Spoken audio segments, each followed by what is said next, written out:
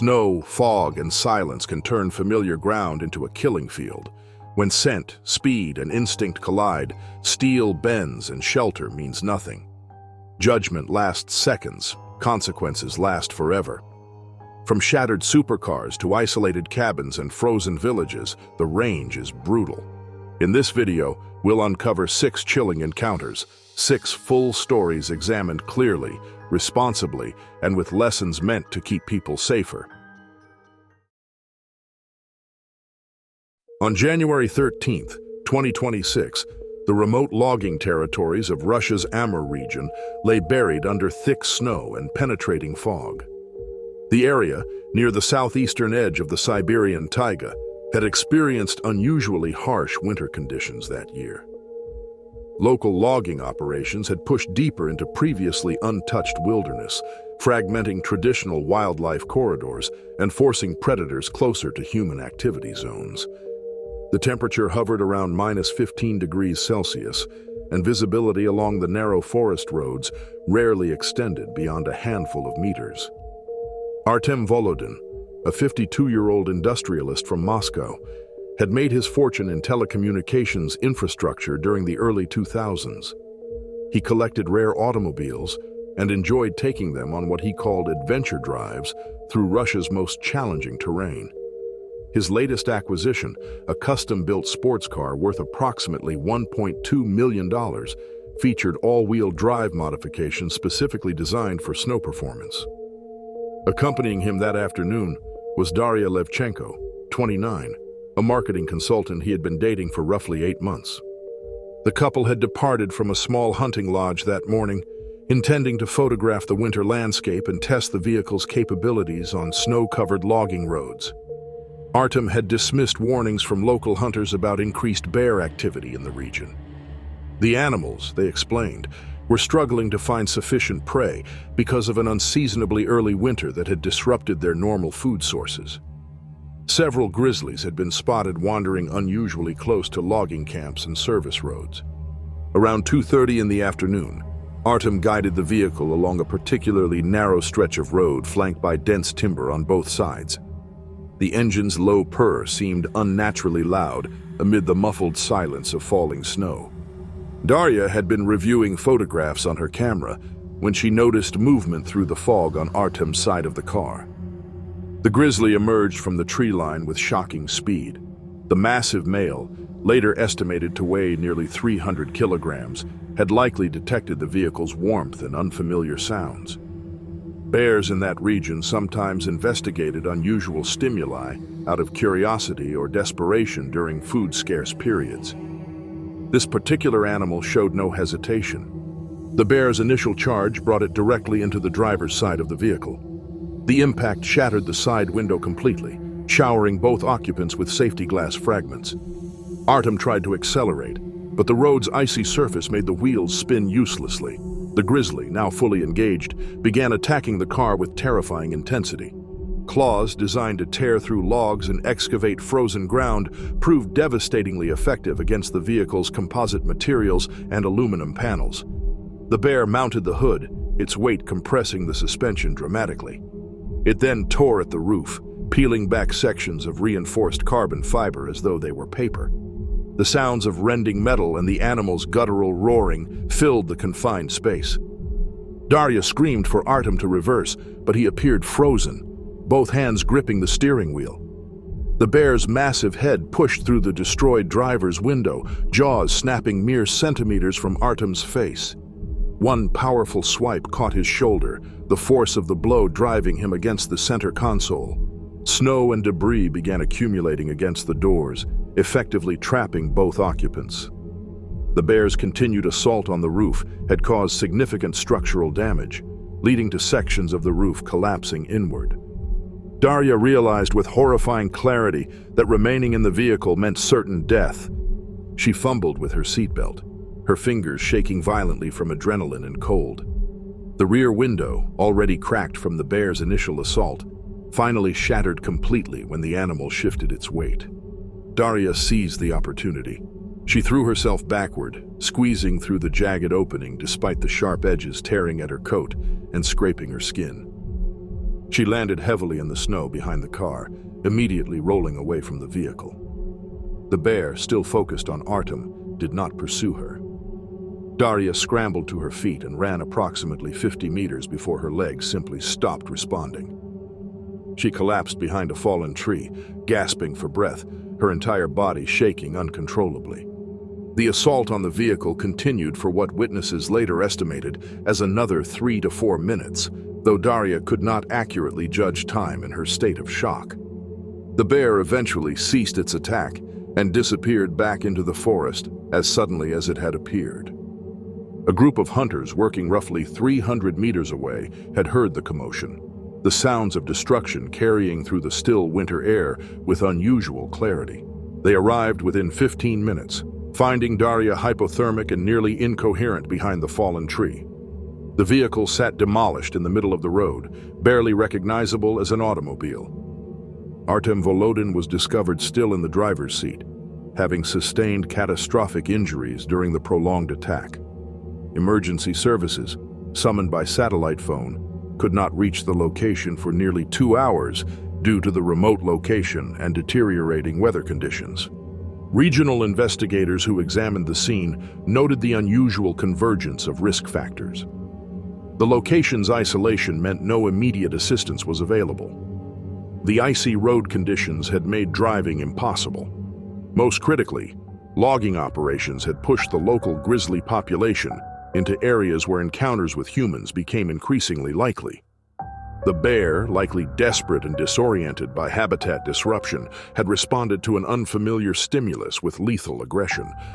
Daria Levchenko survived with deep bruising across her back and arms, minor lacerations, and severe psychological trauma, requiring months of treatment. On October 8, 2021, the coastal wilderness of Kodiak Island, Alaska, proved both breathtaking and unforgiving. The island, located in the Gulf of Alaska, approximately 50 kilometers from the mainland, housed one of North America's most formidable bear populations. Kodiak bears, a subspecies of brown bear, can weigh up to 600 kilograms, making them among the largest land predators on the continent. The terrain consisted of rugged coastal trails, dense alder thickets, and abandoned structures left behind by fishermen and trappers from decades past. Callum Voss, 36, worked as a wildlife photographer specializing in North American megafauna. Originally from Ontario, he had spent the previous 8 years documenting bear behavior across Alaska and Western Canada. His current assignment involved capturing autumn feeding patterns along Kodiak's remote shoreline. Accompanying him was Marina Lysak, 29, a field assistant with 3 years of experience in wildlife documentation and camp logistics. The pair had departed their base camp that morning, carrying overnight gear and camera equipment along a seldom-used coastal trail. Their destination was a small wooden shelter roughly 12 kilometers from the nearest road access point. The structure, built sometime in the 1970s by commercial fishermen, had fallen into disrepair, but still offered basic protection from the elements. Weather conditions deteriorated throughout the afternoon. Thick fog rolled in from the ocean, reducing visibility to barely 10 meters in any direction. Intermittent drizzle made the trail treacherous, and they were soaked through their outer layers despite waterproof gear. They reached the shelter around 4 in the afternoon, grateful for even minimal protection from the weather. The structure measured approximately 4 meters by 5 meters, constructed from weathered timber planks with a corrugated metal roof. One corner had partially collapsed years earlier, leaving gaps in the wall. Callum and Marina began unpacking their equipment, arranging cameras and tripods along one side while organizing food supplies on a makeshift shelf. Among their provisions were several packages of dried salmon intended for their own consumption. Neither had considered the scent profile such items would create in an environment where bears actively sought high-calorie food sources before winter. October marked a critical feeding period when Kodiak bears consumed upwards of 20,000 calories daily to build fat reserves. Marina had just removed a small portable stove from her pack when the shelter's side wall exploded inward.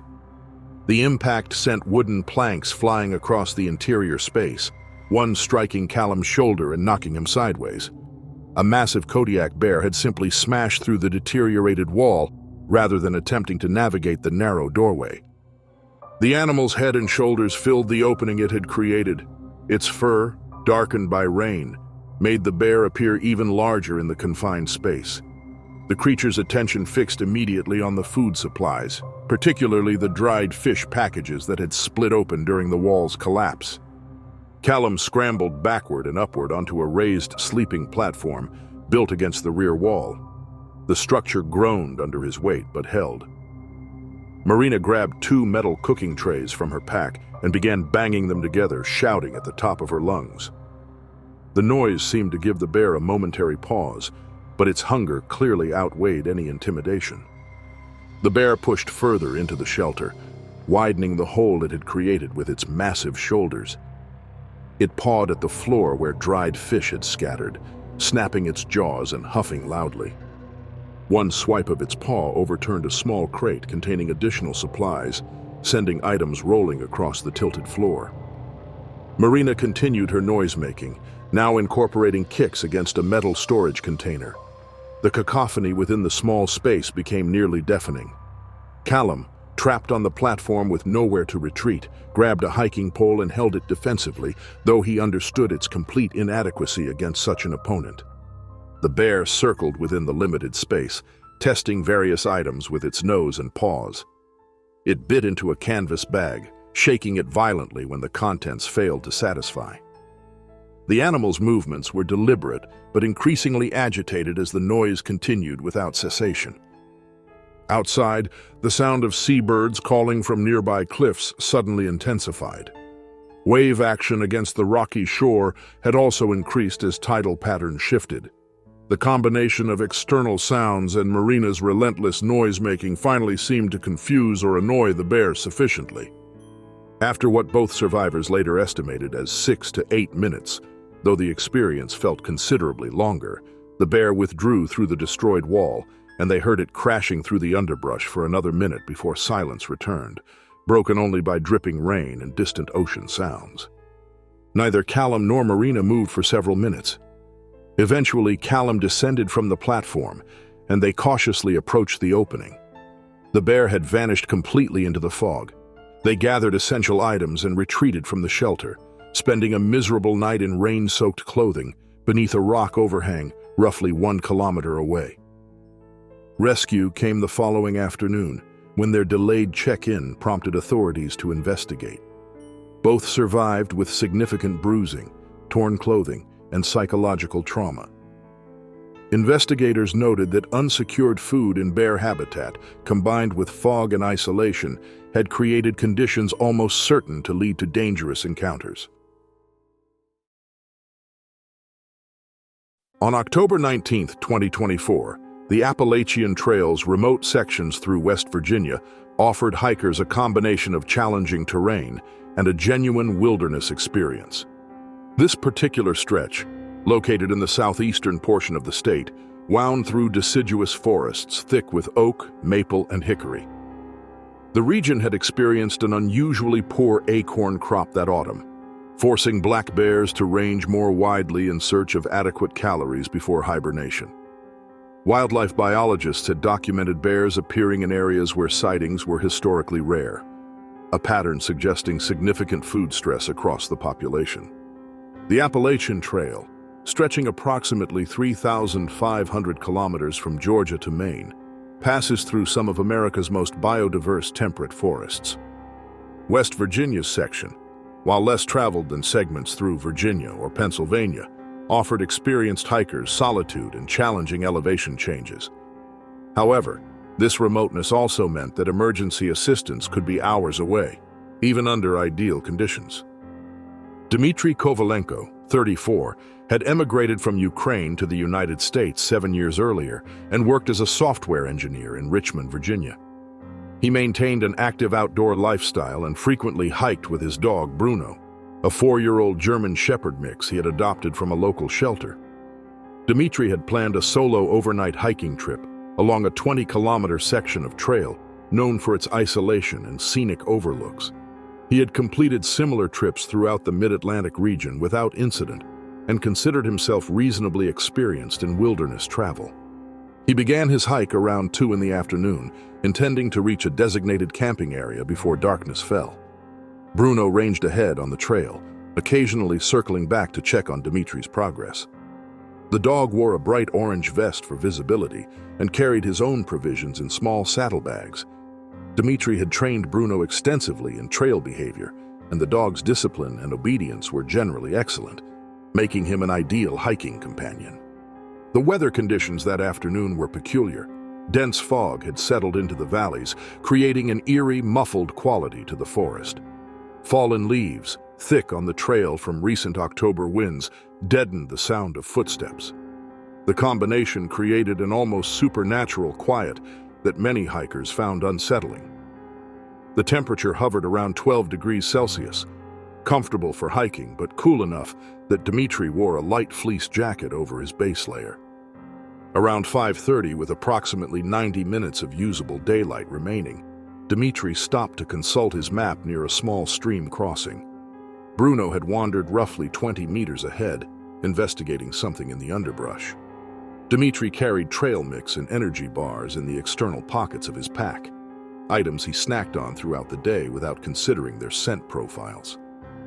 Additionally, he had eaten a tuna sandwich earlier, discarding the wrapper in an external mesh pocket rather than storing it properly in a sealed container.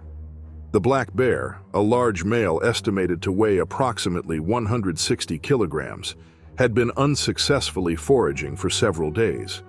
Male black bears typically avoided human contact, but food stress combined with the scent of both Bruno and Dimitri's snacks created a dangerous situation.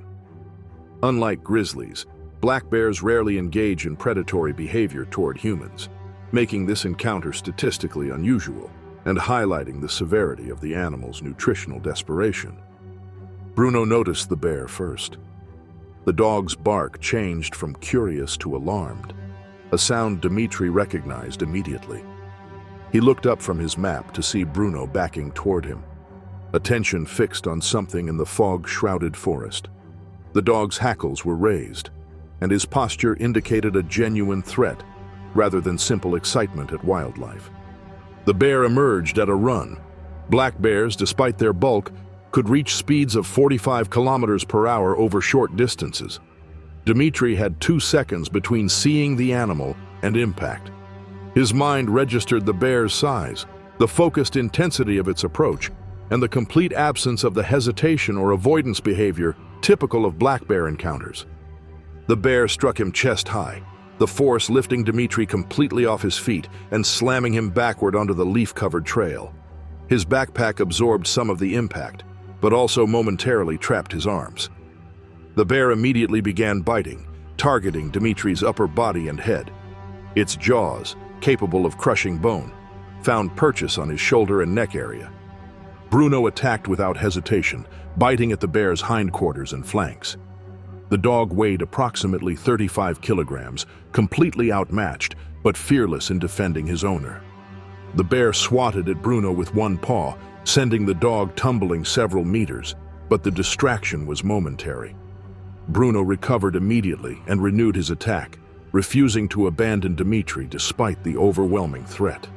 2 hikers, a married couple from Pennsylvania, were traveling the trail approximately 150 meters behind Dimitri. They heard Bruno's frantic barking, followed by sounds of struggle.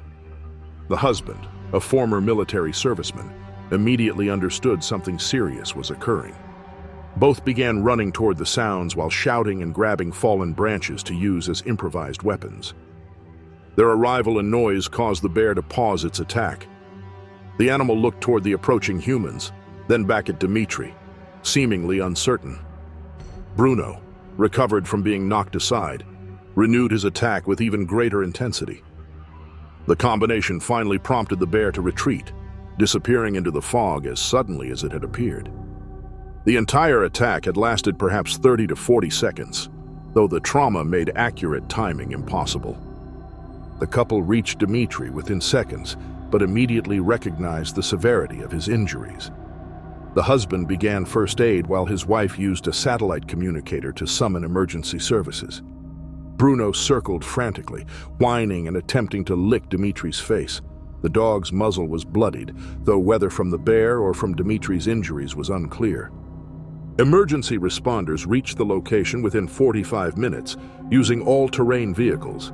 But Dmitry Kovalenko had succumbed to his injuries before their arrival.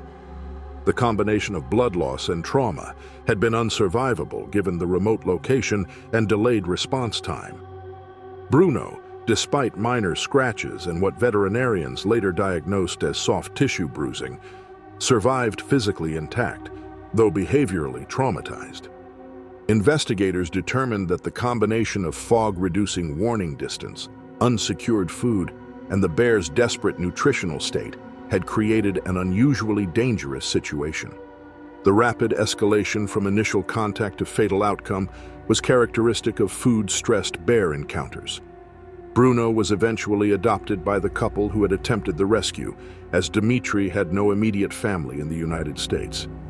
The dog never fully recovered psychologically, remaining hypervigilant and anxious in outdoor environments for the remainder of his life. On September 12, 2022, the Carpathian Mountains of central Romania displayed the region's characteristic late summer beauty. The area, home to Europe's largest brown bear population, featured steep valleys, fast-flowing rivers, and dense mixed forests of beech, spruce, and fir. Local bear populations had been expanding gradually over the previous decade due to conservation efforts and reduced hunting pressure.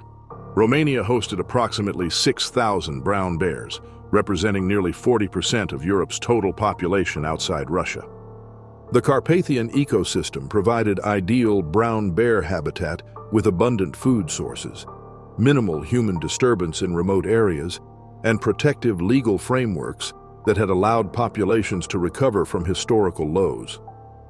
However, this recovery also meant that bear-human encounters were becoming more frequent, particularly in areas where hiking tourism had increased without corresponding education about wildlife safety protocols. Silviu Dragoș, 38, worked as a civil engineer in Cluj-Napoca and maintained a passionate interest in wilderness hiking. His companion, Anca Petri, 33, taught biology at a regional secondary school and had accompanied Silviu on numerous mountain expeditions over their 5-year friendship. Both were experienced hikers familiar with bear safety protocols, though neither had encountered a bear at close range before. They understood theoretical responses to bear encounters, but had never tested that knowledge under actual threat conditions. Their planned route involved crossing a mountain river at a traditional ford used by shepherds for generations. Recent rainfall had swollen the river considerably beyond its normal late summer levels. The water, normally ankle to knee deep at the crossing point, was now mid-thigh deep and moving with surprising force. The river's temperature, fed by mountain snowmelt and springs, was approximately 8 degrees Celsius, cold enough to cause rapid heat loss in anyone who fell in. They arrived at the crossing around 3 in the afternoon. Fog had developed throughout the valley, reducing visibility to 20 meters. The combination of fog and the river's increased turbulence made assessing the crossing's safety challenging. After the discussion, they decided to attempt it, believing the water depth remained manageable. Both were strong swimmers and felt confident in their ability to handle the current. Both carried backpacks containing camping supplies, including several cans of fish they had purchased in the last village for that evening's meal. Neither had considered storing these items in bear-resistant containers, as their previous trips had never resulted in bear encounters.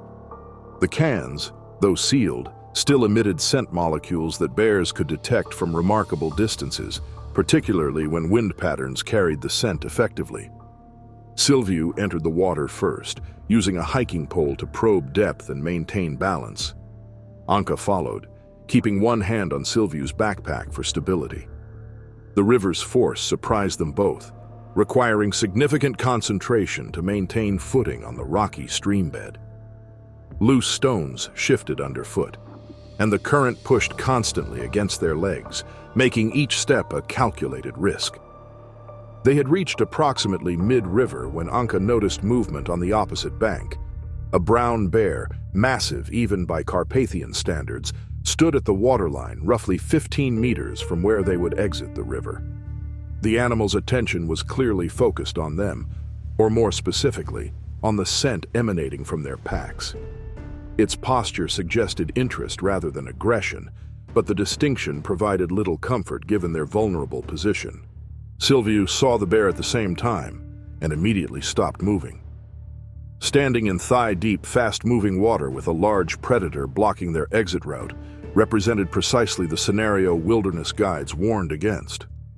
Retreating across the river seemed equally dangerous, given the water's force and their already compromised balance.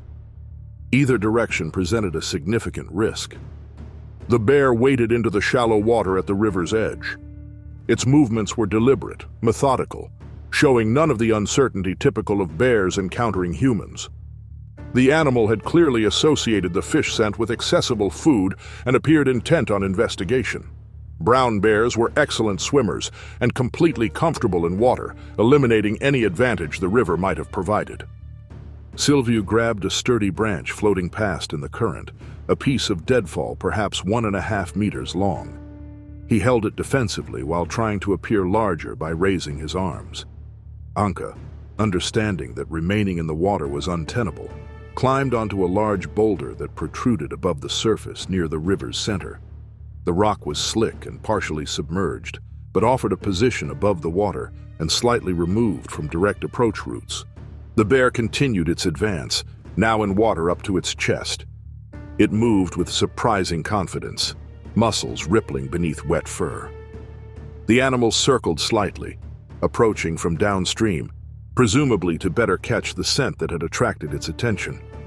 Water cascaded off its massive body as it shifted position, demonstrating complete comfort in the aquatic environment. For nearly 3 minutes, the bear paced along the river's edge and through shallow sections, periodically snapping its jaws and huffing. It pawed at the water, creating splashes, while maintaining focus on the hikers and their packs. Silviu remained frozen, branch held ready, while Anka balanced precariously on her boulder. The cold water was already affecting their core temperature, and both understood that prolonged exposure would create additional dangers beyond the immediate bear threat. The standoff broke when the bear apparently decided the effort required to reach them exceeded the certain reward. It turned with surprising abruptness and lumbered back toward the forest, shaking water from its coat as it reached the bank. Within moments, the fog had swallowed it completely, leaving only the sound of crashing through underbrush to mark its departure. Silviu and Anka remained motionless for another 5 minutes before attempting to complete their crossing. Both were soaked, shaking from adrenaline and cold, and acutely aware of their vulnerability. They reached the opposite bank and immediately moved 1 kilometer downstream before stopping to assess their condition. The adrenaline that had sustained them during the encounter now gave way to trembling and near hypothermia.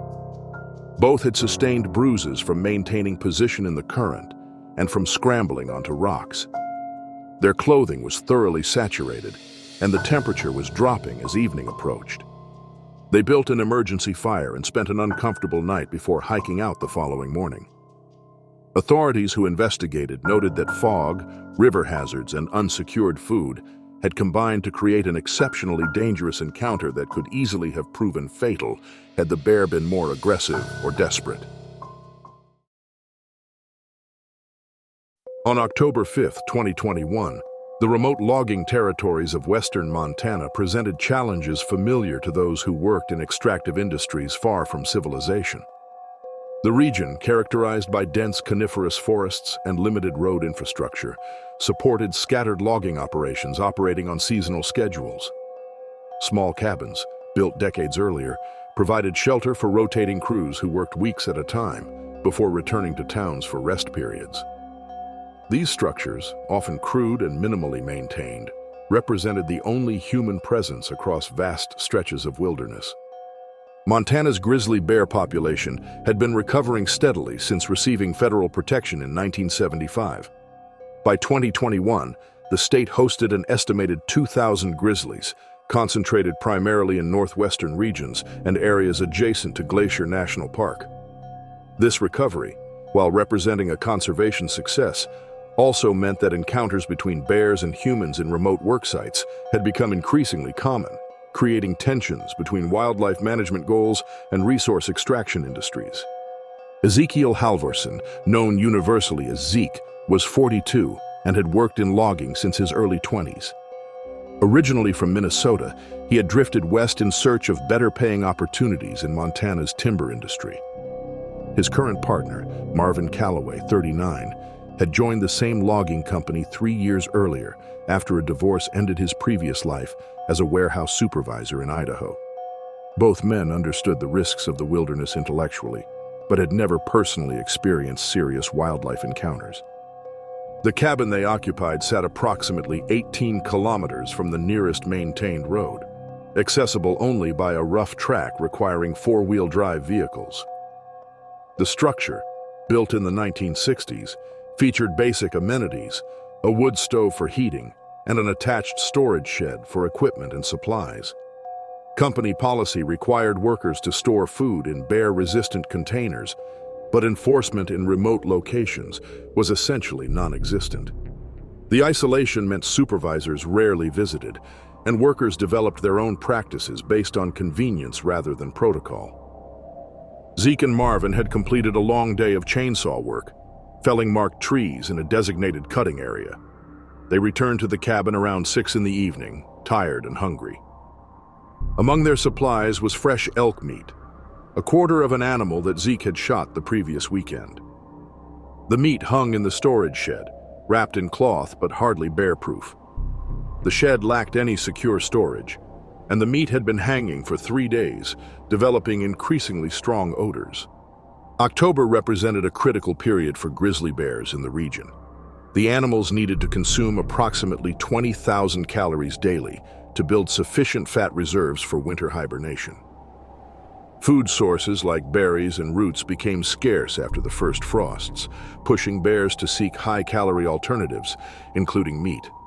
A quarter elk represented perhaps 40 kilograms of protein and fat, an irresistible attractant for any bear operating on pre-hibernation feeding imperatives. The men had eaten dinner and were settling in for the evening when they heard the first sounds from the storage shed. Initial noises suggested something large moving around the structure's exterior. Zeke cautiously opened the cabin door and shone a flashlight toward the shed, approximately 10 meters away.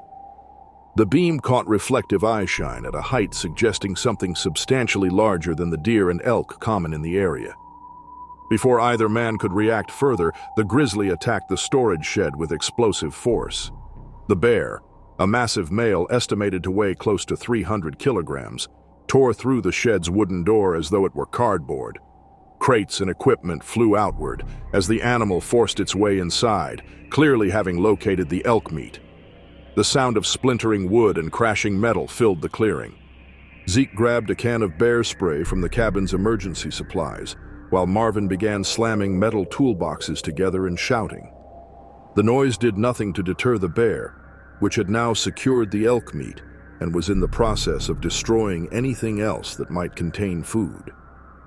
The animal's single-minded focus on feeding suggested significant hunger rather than mere opportunistic scavenging. The bear's next move was to test the cabin itself. It circled the structure, standing on hind legs to paw at windows and scratch deep gouges into the timber walls. The sounds of claws raking wood created a visceral fear response in both men. They understood that the cabin's walls, while solid, would not withstand determined assault from an animal of such size and power. The building had been constructed for shelter from the weather, not defense against predators. Marvin positioned himself by the door with an axe, the only weapon available beyond the bear spray. Zeke stood at the window, tracking the bear's movements with the flashlight. The grizzly continued circling, testing every potential entrance, huffing and growling continuously. Its breath created visible condensation in the cold October air, and its massive paws left clear prints in the dirt surrounding the cabin. At one point, the bear reared against the cabin's main door, its weight causing the frame to creak alarmingly. Zeke sprayed bear deterrent through a gap near the door's edge, and the chemical irritant caused the animal to retreat momentarily, snorting and pawing at its face.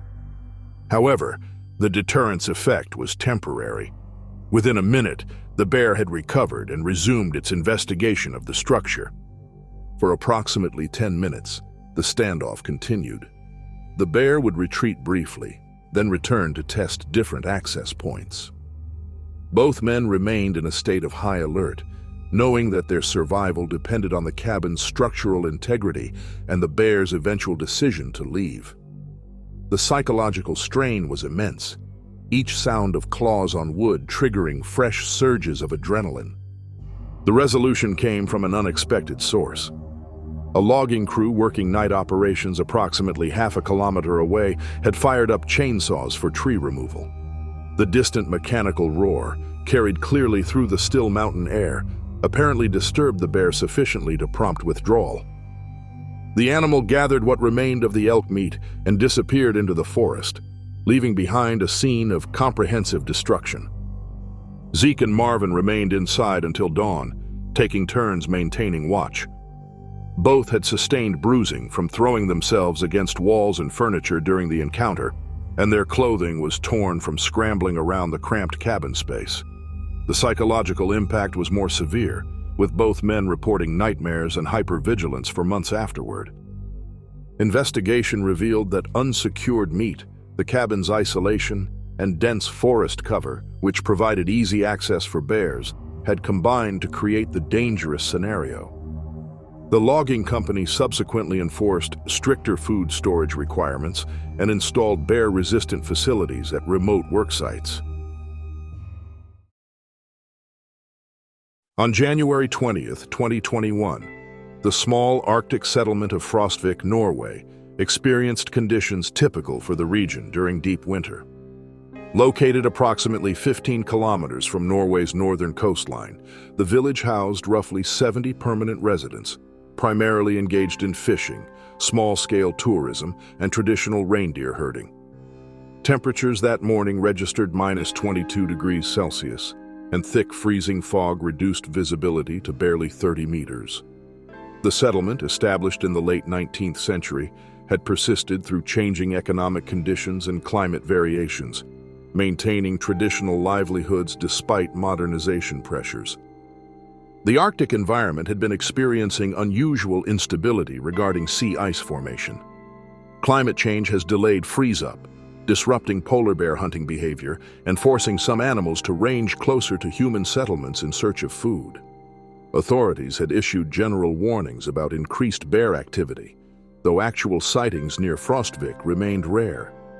The nearest documented polar bear encounter had occurred 3 years earlier, approximately 40 kilometers to the north, suggesting the current situation represented unusual conditions.